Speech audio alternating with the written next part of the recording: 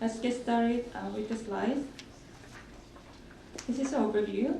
So first, I want to talk about what is primary care and what's the problems we are facing in primary care area, and what's the uniqueness of Korean healthcare system and primary care, and what to do from here. So first, what is primary care? These days, everyone seems to be talking about the primary care, but what they're talking about is so much different from each other, so it is puzzling. But I say that is very natural, because the concept of primary care is inherently diverse and comprehensive, so the people just can't emphasize whichever parts of it that suits their interest. The common definition of primary care is continuous, comprehensive, and coordinated. What does that mean? It's not really a definition. It's more like what healthcare system should be, isn't it? And some people say it's first contact, it's a sequence of events. And most important is in terms of significance. And least complex is in terms of complexity. And in particular in Korea, the clinics physicians claim that the clinics are primary care because clinics are where primary care is practiced. So saving clinics or guaranteeing profit for clinics is primary care. In contrast, the insurers, like National Health Insurance Corporation, tend to identify primary care with gatekeeping or patient registration. That is a specific function of primary care. But amazingly, all of these colorful concepts of primary care are pointing a single penetrating picture.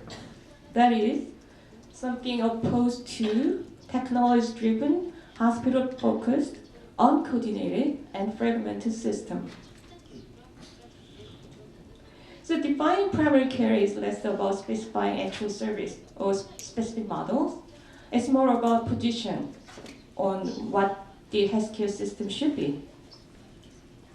And the important thing is, talking about primary care should start from identifying the biggest and urgent problem we are facing right now. And it's about moving the current system off the path rather than transplanting a specific models or a specific program. So let's start from the problem. But before that, in order to fully understand the importance of primary care, I think we need to put it in the broader context, which is the mega trend of social policy.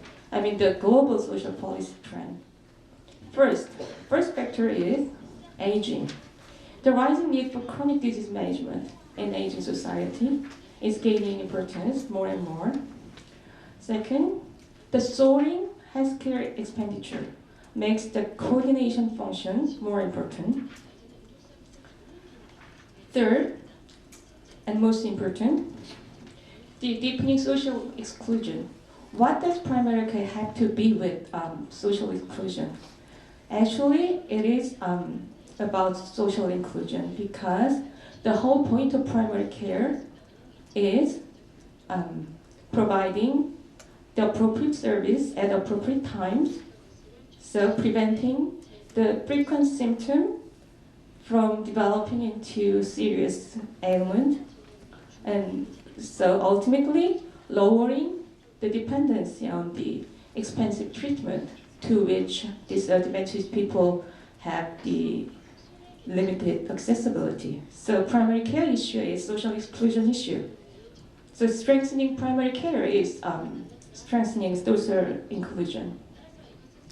So what problems are we facing right now in Korean healthcare system? That could be summed up as one phrase: the resource allocation distortion. It consists of two.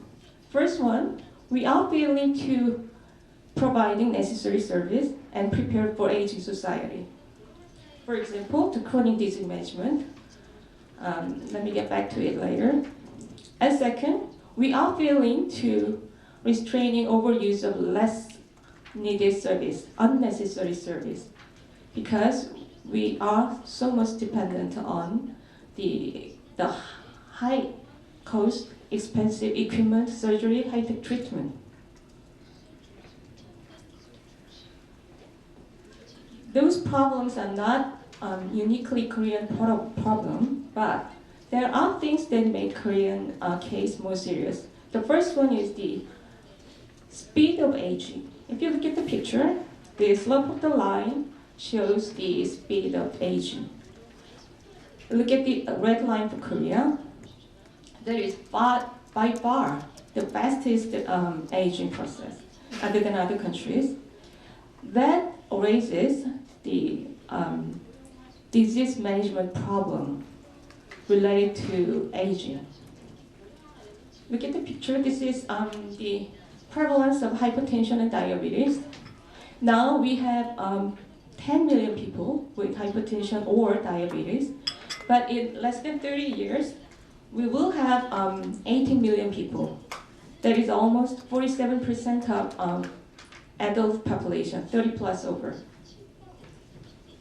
However, the control rate, which means the proportion of people who contain their symptom in a certain level, is dismally low. The 43% for hypertension and 29% of diabetes. This is really a red light for our future aging society. So we are not prepared for aging. The second problem is the overuse of unnecessary service. These are the instances of thyroid cancer. In Korea, thyroid cancer is most common cancer of all cancers. Korea is the only country I know of who has the most common cancer as the thyroid. It's because the ultrasound examiner, the machine, is spread down to the clinics level, and clinics are dependent on the high-cost equipment because that is profitable. So the incidence rate of thyroid cancer is 14 times as high as Japan's in 2008. So there's an interesting point.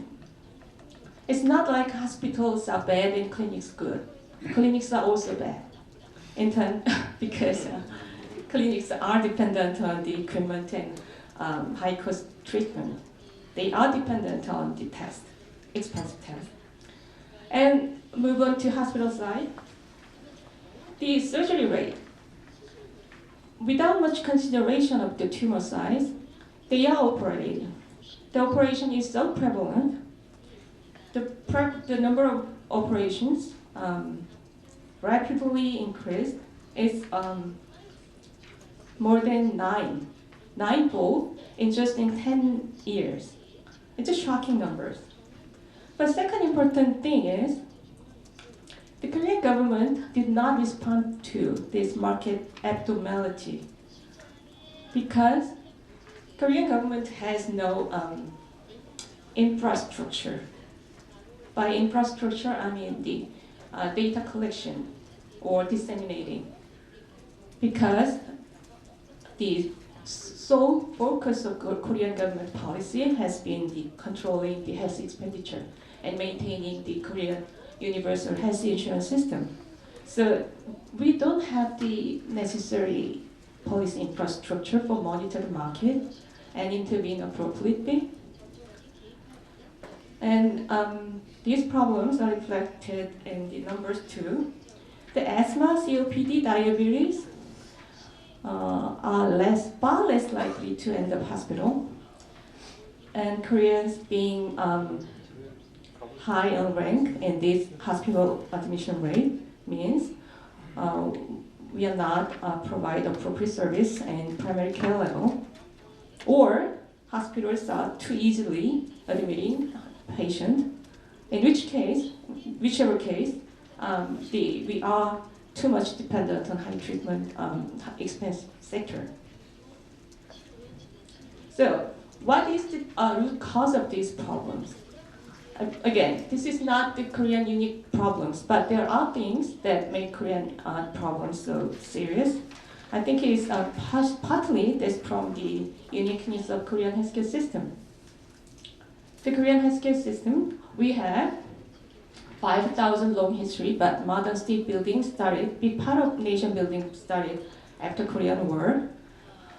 After Korean War, under the US military administration, we introduced the health system along the US line, which is specialist-oriented system. So GP-oriented system in the colonial period was transformed to specialist-oriented system along the US line.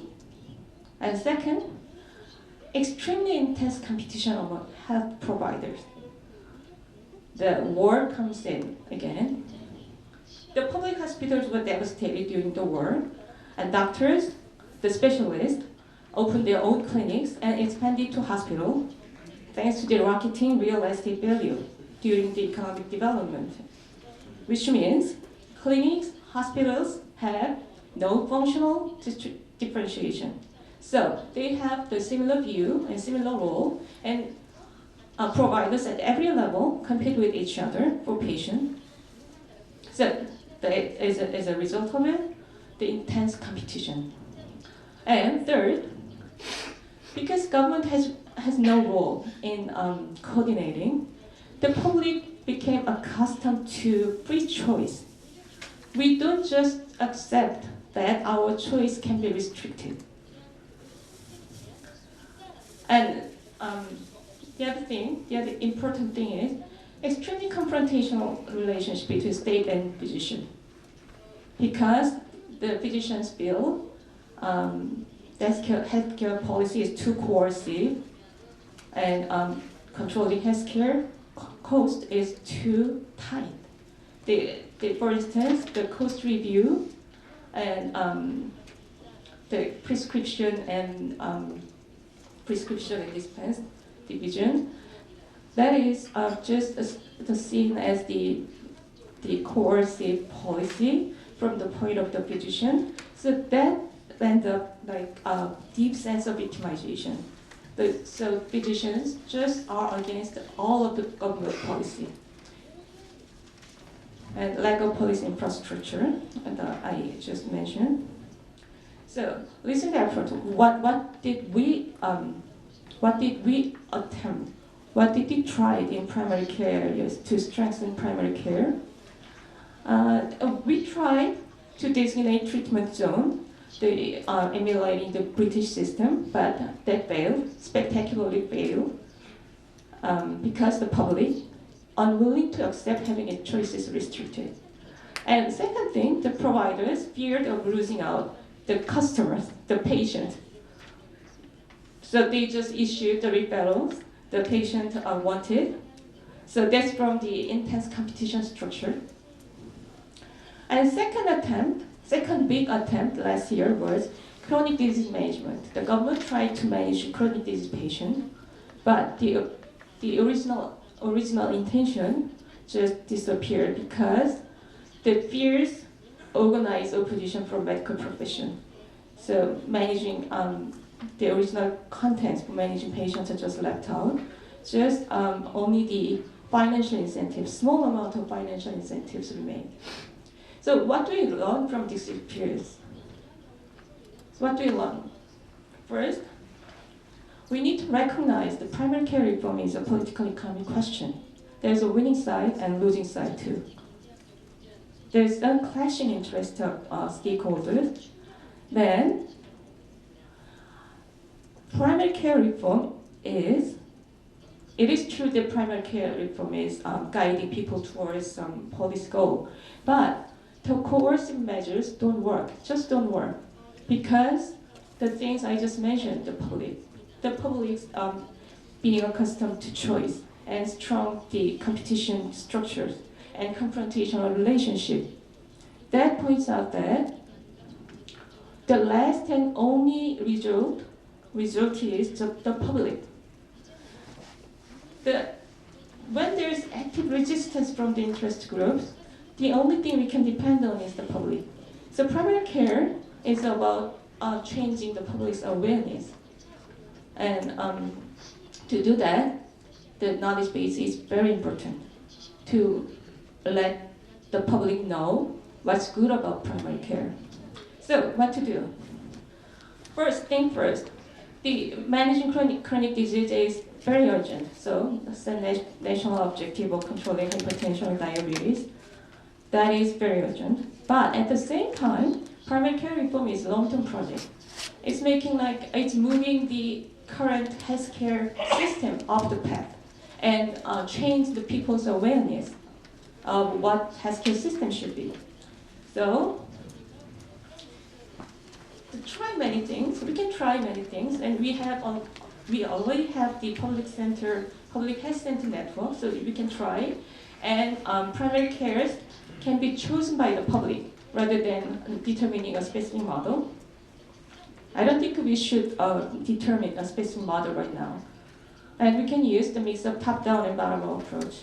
The public sectors need to actively implement pilot efforts, many types of new models, like integrating prevention, counseling, education, or the multidisciplinary cooperation, group practice we can try, and wait and see what the public choose.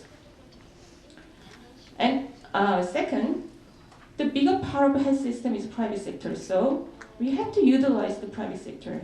They create the environment for new bottom-up models by private sector, by relaxation of regulation, and financial support, on the condition that they accumulate data and submit the data to expand the knowledge base for primary care reform.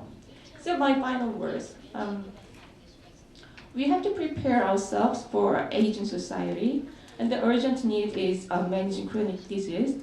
But we have to remember that primary care is a political question. So we have to change the public's mind about the primary care. So it's a long way to go. So the starting point should be the expanding the knowledge base and try many things. Not hurrying. Okay, that's it. Thank you.